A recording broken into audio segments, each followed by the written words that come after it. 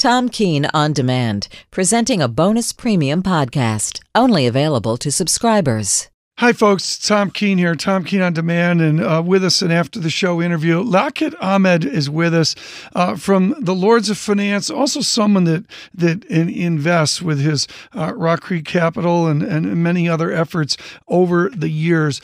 Liaquat, what do we need to know about investment? When we take ourselves away from history, what is your number one investment rule that you live by each and every day? Oh, I think the number one investment rule is you should buy when everyone's panicking, and you should sell when everyone's euphoric. And unfortunately, that's a rule that you only get those opportunities maybe once every 10 years. But that, it seems to me, is an infallible rule. And we saw that in March of this year. Certainly there was some serious panic down there. I remember General Electric trading. It was almost like it was on the pink sheets at the time. How did you respond in March? I mean, literally, when you go into your office or you're speaking with your team at the Rock Creek Group, how do you respond in a given March of 2009? Well, I'm not actively involved on a day-to-day basis, but what I did, the basic principle I've adopted is that it's always good to buy in the middle of a recession. You never know when the middle of a recession occurs before the event. So once a recession starts, you should start buying, and you should basically buy a tenth every 2 months, because recessions don't last longer than 2 years. And so that's what I was doing with my own money. People have wealth destruction, to be polite about it, coming out of this recession. And we look at the 401k defined contribution plans. Has the revolution of 1974, the ERISA revolution, has that been successful social policy for the United States?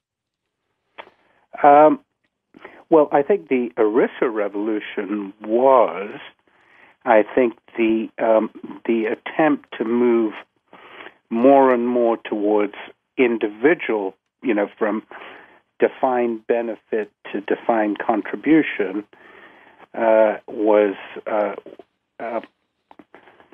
I think there were problems there, because I think don't always take the best investment decisions.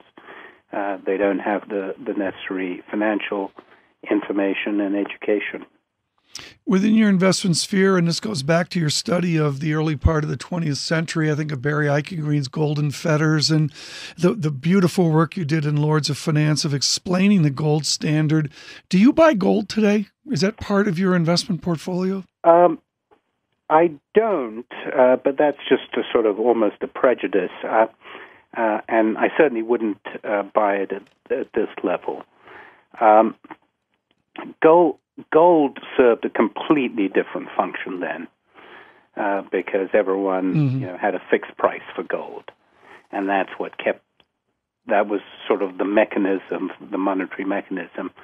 And now gold is just a commodity like any other commodity, and I don't think we should invest it with any greater authority than that. In the recent weeks, just here quickly, did you, is Chairman Bernanke was fighting to be the next chairman as well with his second term? Who was on deck for Liaquat Ahamed? Who was the person that would have replaced Chairman Bernanke if you were in charge? Oh. Did you come up with a name? Simon Johnson came up with Paul Krugman. Oh, okay. No, I don't.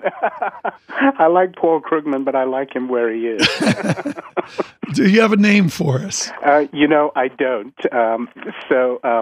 I don't know enough about the characters involved. Oh, very good. Liaquat Ahamed, thank you so much, folks. An after-the-show interview with the author of The Lords of Finance, part of Tom Keene On Demand. This has been a bonus premium podcast. Tom Keene On Demand. Copyright 2010.